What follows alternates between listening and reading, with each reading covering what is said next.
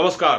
Corona virus के चलते पूरी दुनिया बेहद तकलीफ देह दौर से गुजर रही है और जहां तक अर्थव्यवस्थाओं का सवाल है तो सारी दुनिया की अर्थव्यवस्था धड़ाम हो चुकी है और इन देशों में भारत भी शुमार है। और ऊपर से लगातार बुरी खबरें मिल रही हैं और ये खबर सऊदी अरब से है। सऊदी अरब ने यह फैसला किया है कि उनके वहां जो कर्मचारी नौकरी करते हैं प्राइवेट सेक्टर में, उनकी सैलरी में 40% तक कटौती की जाएगी। तो अगर वो 40% कटौती में काम करना चाहते हैं तो करें, वरना वो वापस जा सकते हैं। तो ये खबर हम भारतीयों के लिए भी अच्छी नहीं है, क्योंकि सऊदी अरब में भारत के 26 लाख लोग नागरिक नौकरी करते हैं जो यहां से पैसा कमाने के लिए गए थे।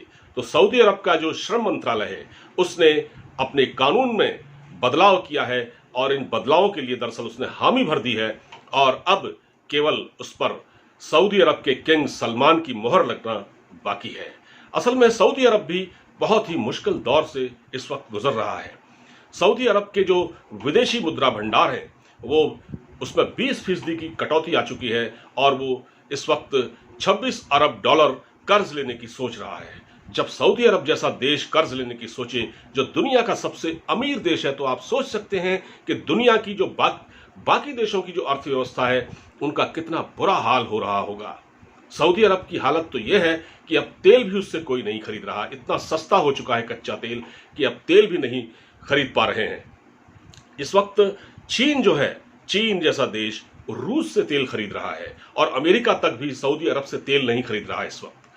तो आप ये देखते हैं कि जिस देश की अर्थव्यवस्था तेल पर ही आधारित हो, वहां एक तरह से इस कोरोना वायरस नाम की इस बीमारी से जलजला सा आया हुआ है और लोग मुश्किल तरीन हालात से गुजर रहे हैं। और इसमें जो श्रमिक जो हमारे यहाँ भारत से सऊदी अरब गए लोग हैं या पाकिस्तान से जो गए, उनके लिए ये सबसे मुश्किल समय है, क्योंकि ये लोग वहाँ कमाने के लिए जाते हैं और अपने देशों को रेमिटेंसेस भेजते हैं। हम आपको एक बार फिर बताते हैं कि जो रेमिटेंसेस हैं, दुनिया में जहाँ जहाँ भारतीय नौकरी करते हैं, उन्होंने पिछले साल 80 अरब डॉलर रेमिटेंसेस भेजा था टोटल, और जिसमें इस बार 19% की कमी आने का अंदेशा है।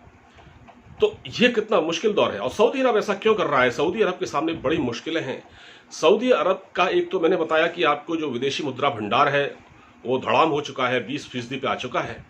और दूसरा, ये सऊदी अरब की सरकार की एक योजना थी, क्योंकि सऊदी अरब के पास, सऊदी अरब में ही जॉर्डन से लगती एक सीमा है जिसमें वो एक बहुत बड़ा कोई पर्यटन स्थल जिसका निर्माण करने जा रहा था और जहां उसको उम्मीद थी कि बहुत सारे विदेशी पर्यटक आएंगे। वहां वो हवाई टैक्सी चलवाने की सोच रहा था, बड़े बड़े रिजॉर्ट खोलने की सोच रहा था और बहुत कुछ कैसीनो टाइप जो इंतज़ाम है वो भी करना चाह रहा था, जिससे कि विदेशी पर्यटक यहाँ आए और वो वहाँ उनको पैसा मिले। लेकिन अब हो क्या रहा है कि सऊदी अरब की हालत ये हो गई है कि वो 500 करोड़ का जो प्रोजेक्ट है वो भी अधर में लटक गया है।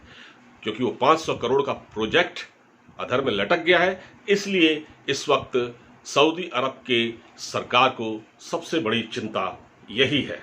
सऊदी अरब में मैंने बताया आपको 26 लाख भारतीय नौकरी करते हैं और 26 लाख भारतीयों के सामने अब अगर उनकी मान लिया जाए 40% यानी 40% अगर उनकी सैलरी काट दी जाती है तो फिर उनका सऊदी अरब में रहने का कोई मतलब नहीं रह जाता। वो क्यों रहेंगे सऊदी अरब में? वो भारत आना प्रेफर करेंगे। लेकिन कमोवेश भारत में भी हालात बहुत अच्छे नहीं हैं। भारत में इस वक्त नौकरियों की स्थिति अच्छी नहीं है। बहुत से लोगों की नौकरियां प्राइवेट सेक्टर्स में जा रही हैं और जाएंगी आने वाले दिनों में। करोड़ों लोगों के बेरोजगार होने का अंदेशा है। अभी हमने अनुमान लगाया है कोई 3 से 5 करोड़ लोग बेरोजगार हो जाएंगे।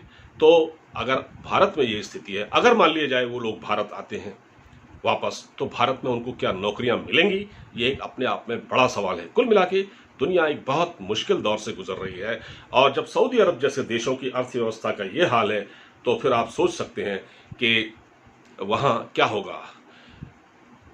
वहाँ ये भी कहा गया है कि 6 महीने के बाद, अभी तो उन्होंने कहा है कि ये सैलरी उनकी 6 महीने तक काट के दी जाएगी 40%, और उसको वो करना है, जिनको करना है करे, नहीं तो जाए।